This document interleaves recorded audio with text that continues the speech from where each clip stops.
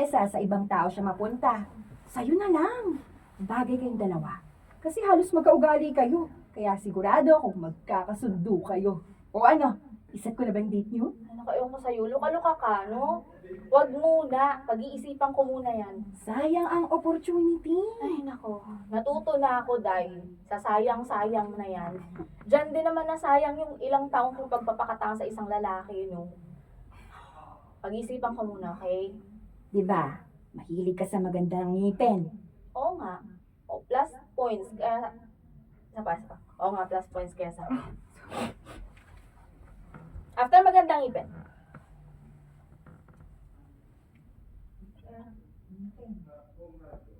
Ngipin? Oo. Plus points sa akin yun. Bakit? Magandang ngipin niya.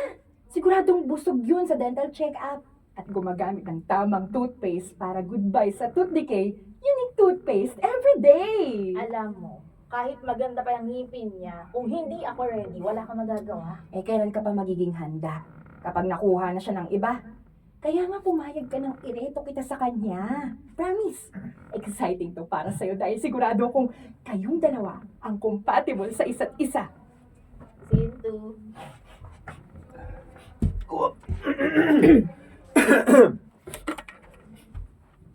Tagal na rin ah. Scene 2.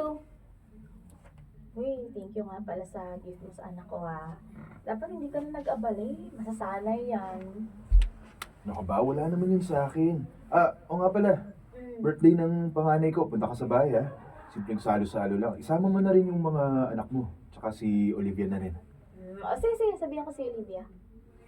Oo nga pala, kumusta na siya? Ay, may boyfriend na rin sa wakas. Buti naman kung ganun. Alam mo, sorry, isa pa. Ang taas nung alam mo. Alam mo, nagpapasalamat nga ako sa kanya kasi naging tapat siya sa akin. Oo nga eh. Yan kasing si Olivia, ayaw na ayaw niya na pinipilit siya sa isang bagay na ayaw naman talaga niya. Ayaw na kasing nasasakal siya eh. O di kaya yung nagkukunwari. Kaya yung sinabi niya sa akin na hindi ka raw niya type, eh hindi ko na pinilit. Kaso, ako naman tong pinilit niya. So, napilitan ka lang sa... Nako, tagal ni Diego Record oh. So, napilitan ka lang pala makipag-date sa akin noon? Uy, hindi ah. Siyempre may doubt ako ng konti. Kasi nga, parang ang pangit tingnan, di ba? Pagkatapos ng makipag-date kay Olivia, ako naman. Eh, buti na lang naisip ni Olivia na iset up tayong dalawa. Kasi sa totoo lang, nahihiya lang akong yayain kang lumabas. Baka kasi anong isipin mo eh. Ano nang isipin ko? Baka isipin mo, masyado akong chick boy, mabilis, mga ganun. Alam ko namang most of the girls na turn off sa ganun eh. Hindi ko kaya iniisip yun. Alam ko naman mabait ka eh. Kaya nga tayo naging magkaibigan, di ba? Sa bagay. Pero, Athena, Mm. salamat sa pagpayag na maging ganito tayo ha. Yung mas kilalanin natin yung isa't isa para makapag-desisyon ng mabuti kung mas lalaliman pa natin to o hanggang magkaibigan lang tayo. Wala yun. Ito naman. Yun naman kasi talaga yung tamang gawin eh. Kasi kung magmamadali tayo, baka magsisi tayo sa uli. Eh, ayoko nang magkamali. Alam mo naman kung anong ginawa sa akin ng dati kong kinakasama, di ba? Mm. Baka matrauma na yung mga anak ko kung ano-anong isipin nila tungkol sa akin. Naintindihan kita. Kasi ganyan din ako. Kung minsan nga, nagpapaalam pa ako sa mga anak ko na kung pwedeng makipag-date si daddy. Tapos, ipapakita ko sa kanila yung picture. Kapag umayaw sila, ayaw na rin ako. Buti nga, nagustuhan ka nila. Kasi kung hindi, baka ito yung unang beses na hindi iisang desisyon namin. Hindi mo susundin yung mga anak mo kung sakaling ayaw nila sa akin? Parang ganun na. Wala eh. Gusto talaga kita, Athena. Alam mo, buti gusto ka rin ng mga anak ko. At least ngayon masasabi nilang tama yung desisyon ko. Huwag kang mag-alala. Gagawin ko ang lahat para masabi mong hindi ka nagkamali sa akin. Scene 3. Scene 3. Uy! Saan mo ba talaga ako dadalhin? Basta. O, ayan. O, nandito na tayo. Surprise! Wow! O, nagustuhan mo ba? Oo! Uy, ang ganda! Parang nasa isang mamahalin tayong resto. Pero, para saan to? Nagpapa-impress? Ay, sus! Pwede rin nagpapadagdag ng pogi points o pwede rin namang gusto ko lang iparamdam sa'yo na espesyal ka sa buhay ko. So talaga. Tayo mong alam. Alam mo bang first time ko lang na mabigyan ng ganitong romantic date? Ah, good! Good! Kasi at least ako yung una. Alam mo, kaya ako nagpapasalamat sa'yo kasi pinaramdam mo ulit sa akin na pwede pa rin pala akong maging espesyal sa isang tao. Ano ka ba? Espesyal ka naman talagang babae. Bakit ka naman nag-aalinlangan? Eh, syempre, sino ba naman kasing lalaki magkakagusto sa babaeng ito? Yun, ang dalawa na yung anak, tapos iniwan pa ng kinakasama, di ba? Uy, kahit kailan, hindi ko iisipin yan. Mahal kita, Athena. Mahal ko ang mga anak mo. Tinanggap ko kung sino ka kasi di ba gano'n naman talagang isang taong totoong nagmamahal? Oh, tama talaga yung sinabi ko kay Olivia nun. Maswerte talaga yung babaeng mamahalin mo. Kung gano'n, maswerte ka. Isa ba yan sa mga paraan mo para mapasagot ako, ha? Pwede rin, pero ang pinaka-goal ko talaga ngayon ay yung maramdaman mo na espesyal ka. Sorry. Kain lang.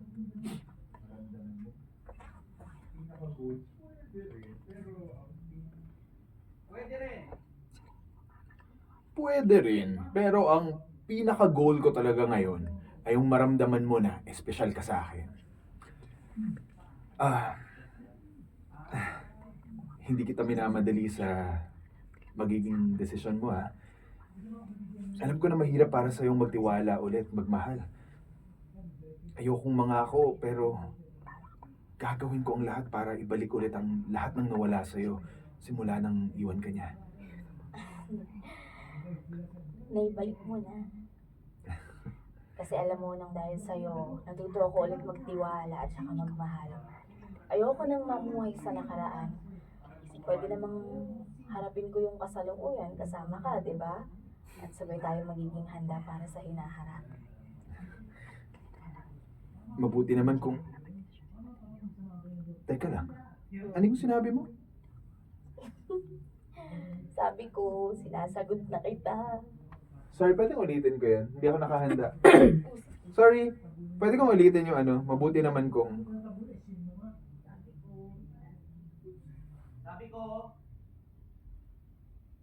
Ano? Ako. Ulit, mali yung ano ko, bitaw ko. Hindi ko... Mabuti naman kung...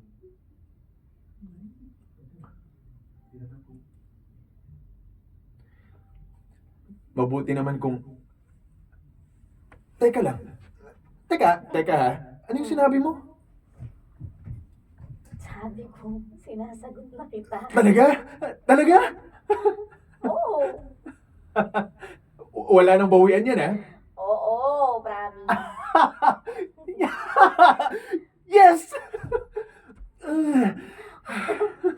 Ano sabihin mo? Sinagot lang kita dahil ginawa mo to sa akin na matagal ko nang gustong sabihin yan sa'yo eh. Kaso hindi ko alam kung paano eh. Wala na sa akin yun. Basta ang mahalaga sa akin, girlfriend na kita. I love you. I love you so much. Scene 4. Sorry, ang hirap pong mayalo.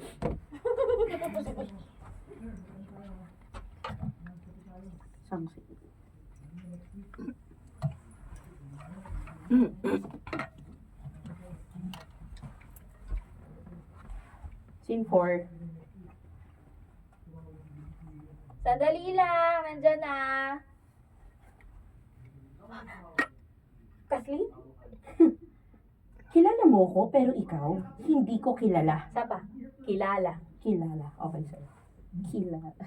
Okay, ang kilala, you know someone, ang kilala, famous. Famous, okay. Okay, ayun. Yun siya.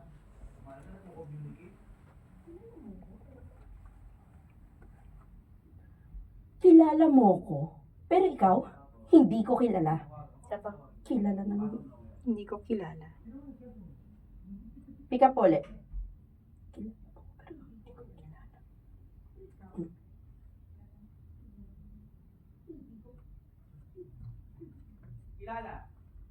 Kilala mo ko, pero ikaw, hindi ko kilala.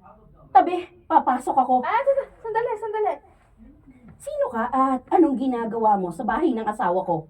Si Mateo, nasaan siya? Pauwi na. Hindi mo pa sinasagot ang tanong ko. Sino ka? Girlfriend ako ni Mateo. Tama pala ang naririnig ko na may bagong kinakasama si Mateo. Ano naman pumasok sa isip mo para patulan ang isang lalaking pamilyado na? Pangarap mo bang maging kabit? Teka, sandali lang ha. Hindi ako kabit. Hiwalay na kayo ni Mateo nang pumasok ako sa eksena. Talaga? Paano mo naman nasabing hiwalay na kami, ha? Yun yung sabi niya. At naniwala ka naman. May utak ka ba?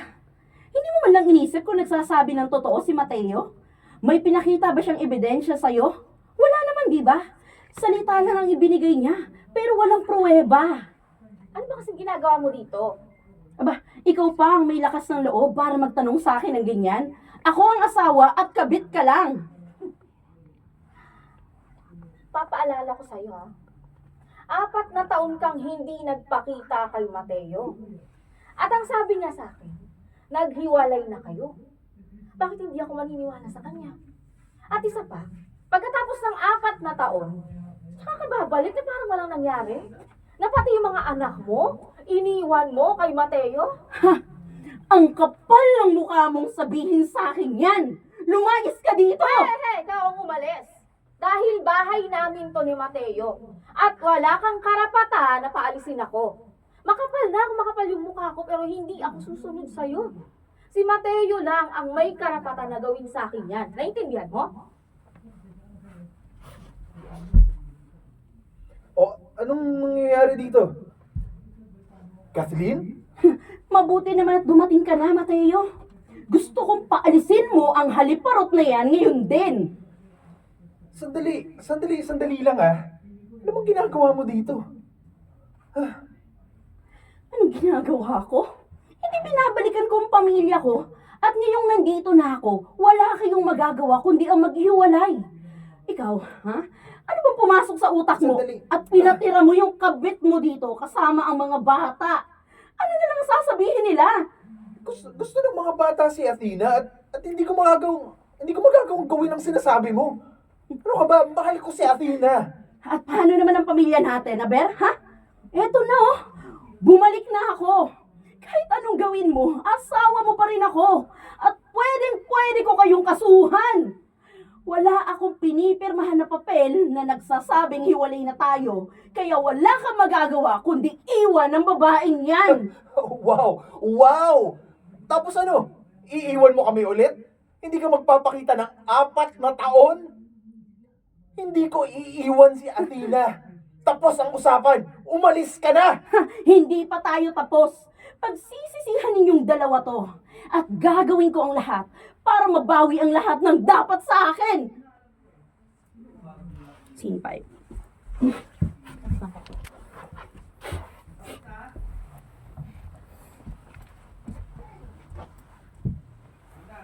Ay, wait, yung mic po. Sorry.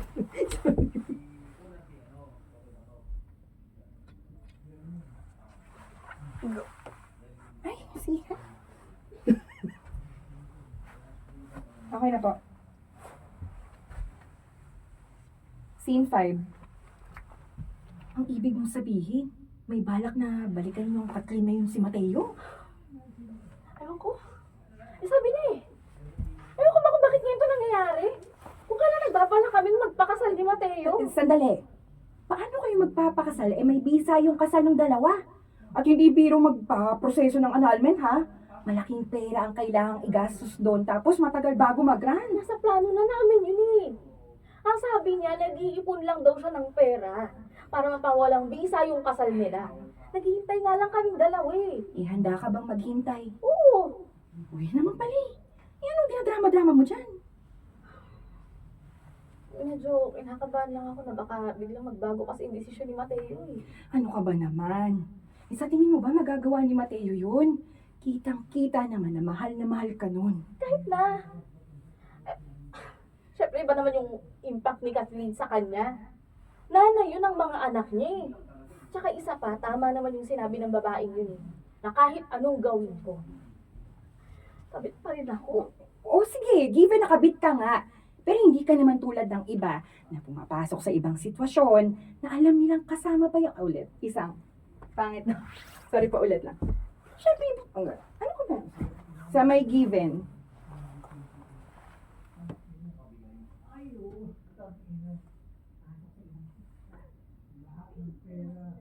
hindi ka naman tulad ng iba, something. Tulad ng iba na pumapasok sa sitwasyon. Hindi ka naman ata.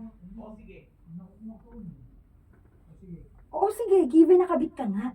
Pero hindi ka naman tulad ng iba na pumapasok sa isang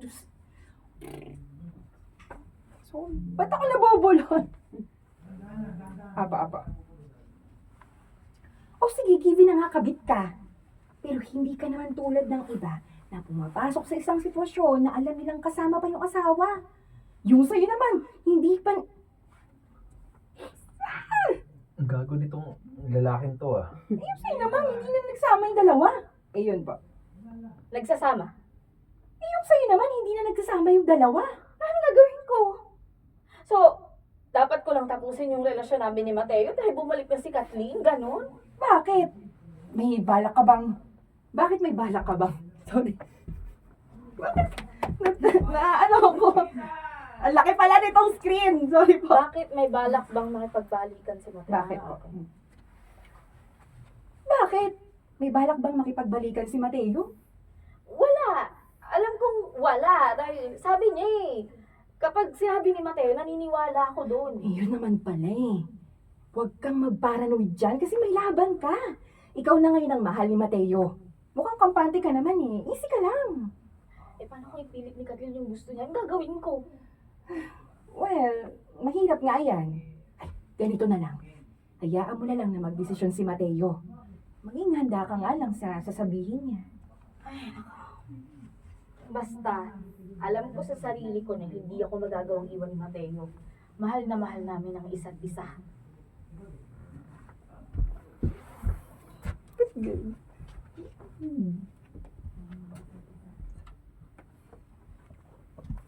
Short interval, bahay. Oh, saan ka galing? Dyan lang. Dinaanan ko lang si Olivia sa bahay niya. Yung mga bata, tulog na? Oo. Kanina pa. O bakit parang pagod na pagod ka? Okay lang ako. Problemado lang. Sorry.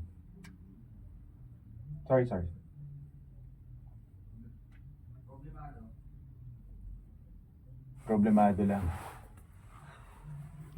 Dahil ba kay Kathleen yan?